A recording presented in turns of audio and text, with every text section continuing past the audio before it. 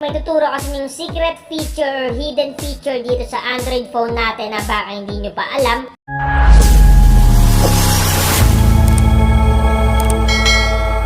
Or hindi nyo pa nasusubukan. So itong Android feature or hidden feature na ituturo ko sa inyo is malaking tulong kung kasi nag-focus ka sa isang application. Halimbawa nag-Facebook ka lang, or halimbawa may binabasa ka sa Facebook, then naiinis ka kasi nga panailabas ng mga notification, nadidistract ka, or halimbawa naglalaro ka naman ng mga online games at panailabas ng mga notification sa mga social media apps mo, nadidistract ka. Ngayon ba paano nga ba yung gagawin natin para hindi ka ma-distract ng iba't ibang application? At bukod doon is magiging matipid din sa battery, tatagal malowbat yung battery ng cellphone mo.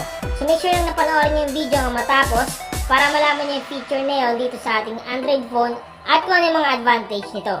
So una natin gagawin para makita natin yun, isi-swipe down natin yung screen ng ating cellphone. Swipe down natin, swipe down. Then sunod isi-swipe natin pakaliwa. Swipe natin pakaliwa. At makikita nyo yan dito, yung focus mode na tinatawag. Kung wala kayong focus mode is makikita nyo yan sa settings. So halimbawa nag-swipe down kayo at tinignan nyo dito at walang focus mode, ito yung gagawin nyo. Pumunta lang kayo sa may settings ng ating cellphone. Once na makita na natin yung settings sa ating cellphone, click lang natin. Then pag nag-open yan, sunod natin gagawin is pumunta tayo sa may search bar or search engine sa taas. So ito yun, i-click lang natin yan. Then i-type lang natin dito yung focus mode. So, type mo lang yung focus mode, automatic lalabas yan dyan. Kung makita nyo, andyan na siya. At kung halimbawa hindi lumabas, i-click nyo lang yung search button dito or yung magnifying lens dyan para makita nyo yung focus mode. Then pag lumabas yung focus mode, click nyo lang. At eto na yung focus mode na tinatawag. So ngayon i-explain ko muna sa inyo kung ano yung focus mode. So sabi sa Google, yung focus mode can help you concentrate on a task by minimizing distractions. Some advantages of using focus mode include blocking out distractions. You can temporarily pause apps that are distracting you. So, ibig sabihin lang pag may mga application na ginagambahala ka or dinidistract ka, halimbawa, naglalaro ka ng online games. Then, naglalaro ka ng online games, focus na focus ka, kaso may lumalabas na mga notification, nagpa-pop up, nadidistract ka. So, dahil dito, pwede mo siya i-temporarily pause para hindi ka ma-distract. At sabi din dito, setting schedules. You can set a schedule to automatically turn on focus mode. So, ibig sabihin lang, pwede mo rin dito i-schedule kung kailan mag-activate yung focus mode sa inyong device. So, halimbawa, 9 AM to 5 PM, mag-activate yung focus mode. Automatic yung mga application mo na nag-distract sa'yo sa mga notifications is mapapost yan kasi nga naka-activate at naka-schedule yung focus mode sa inyong device. At sabi din dito, limiting app use. You can set up limits to help you manage your screen time. Ibig sabihin lang, mamamanage mo rin dito yung time mo sa paggamit ng cellphone mo. Then sabi din dito, creating a custom focus. You can create a custom focus for a specific activity. So pwede ka rin dito mag-customize kung ano ba gusto mo mag-focus mode, then i-customize mo siya kung ano yung mga application na gusto mo i-activate at kung ano yung running time niya, okay? Then sabi din dito, optimizing productivity focus mode can help you optimize your mobile device for productivity. At bukod dito sa mga advantages na to is tatagal din malowbat yung battery ng cellphone mo. Kasi nga, yung mga running apps sa background na tumatakbo kahit hindi natin ginagamit, so automatic magpo-pause at hindi magpo-consume ng battery at dahil doon magiging matagal na malowbat yung battery ng cellphone natin. So paano nga ba i-activate at paano gamitin yung focus mode? So balik na tayo dun sa kanina. So once na nag-swipe down ka ng screen at nakita mo yung focus mode dyan, i-click mo lang.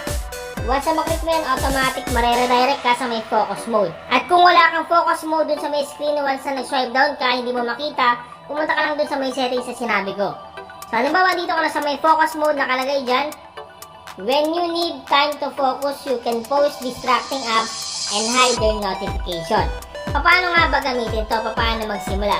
So, una natin gagawin is kailangan muna natin dito pumili ng mga application na gusto mo i-post once na may ginagawa ka or busy ka sa isang application para hindi ka ma-distract ng mga notifications nila. So, halimbawa ayaw mo ma-distract ng mga social media application mo sa inyong device, piliin mo lang dito. So, kunyari ito, piliin lang natin.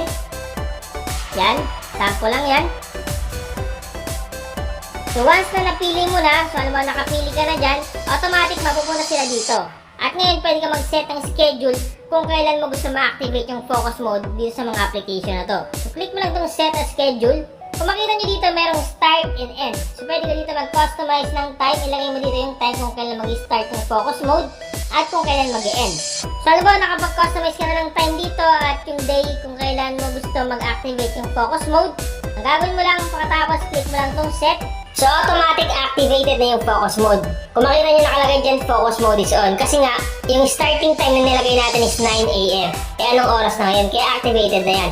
Pero kayo, kung hindi nyo ilagay sa schedule, walang problema. Pwede nyo kagad i-activate yung focus mode. Pero sa akin, pinakita ko sa inyo kung paano mag-schedule dito ng focus mode para matutunan nyo kung ano ba gusto nyo i-schedule siya at hindi kagad i-turn on. At kung mapapansin nyo yung mga pinili natin ditong application na gusto natin i-post once na may ginagawa tayo or magpo-focus tayo sa isang application, is nagkulay gray siya. Ibig sabihin lang activated na yan. Ngayon, para mapatunayan ko sa inyo na hindi na kayo guguluhin o hindi na kayo bibigyan ng mga notifications niyan. So kung makita nyo, for example, sa Facebook, hindi na siya kulay white and blue. Naging gray na siya, pati na yung ating WhatsApp. Ibig sabihin lang, naka-activate yung focus mode sa kanila. Hindi na sila magbibigay sa inyo ng mga notifications para ma-distract ka once na naglalaro ka or nakafocus ka labang sa isang application. Ibig sabihin lang, hindi ka na nila bibigyan ng mga notifications or mga update or hindi ka na nila gagambalain kasi nga naka-free sila or naka-post. Ngayon, pag click mo yan, click natin, nakalagay dyan focus mode is on. At nakalagay din dito is naka-post sila. Ngayon, kung gusto mo sila gamitin ng panandalian, walang problema. Pwede mo pindutin yung use app for 5 minutes. So, halimbawa, maglalaro ka ng online games, hindi ka na madidistract or hindi ka na gagambalain pa ng mga notification na nagpo-pop up dito, hindi ka na magugulo. Kasi nga minsan nagpo-focus tayo maglaro. Ngayon, hindi tayo nakakapag-focus kasi nga may lumalabas dito na mga notifications sa mga social media apps natin at sa mga application na naka-install sa ating device. So ngayon, kahit maglaro ka na dito, wala nang problema kasi nga wala nang gugulo sa'yo. So ganun yung purpose ng focus mode dito sa ating Android phone. So karamihan ng cellphone is meron ito, kaya i-check nyo na ngayon. So ang gagawin nyo lang, i-swipe down nyo lang yung inyong cellphone. So, halimbawa, andito yung cellphone nyo, swipe down nyo lang yung screen, swipe down. Once na ma-swipe down mo na, swipe mo ulit pakaliwa, then makikita mo yung focus mode dyan, okay? Pero kung hindi nyo makita yung focus mode dyan, walang problema. Pumunta lang kayo sa may settings, hanapin nyo yung settings sa inyong device, click nyo lang yung settings. Then sa settings, sa taas nyan, merong search bar or search engine. Ang gagawin nyo lang, click nyo lang yan. Then i-type nyo lang dyan yung focus mode. Type nyo lang yung focus mode. So once na meron kayong focus mode dito, automatic lalabas na yan. At pwede na kayo mag-customize at mag-activate at pumili ng mga application na gusto nyo i-post. So malaking tulong talaga siya once na gusto mo mag-focus sa isang application lamang or busy ka sa isang app at ayaw mo magulo ng mga notification. At bukod doon, tatagal din malobat yung battery ng cellphone natin. Kasi nga, once na may mga running apps sa background, automatic magpo-freeze yan or magpo-post at hindi na yan magkukonsume ng battery. At dahil doon, tatagal talaga malobat, kukunat at hindi basta-basta malalobat yung ating battery sa cellphone natin. So sana nakatulong itong vlog ko ngayon. Once again, this is Mindtricks TV. Thank you and Kung nakatulong ang video na ito sa iyo, please subscribe and click the notification bell para updated ka sa ating mga bagong tutorial.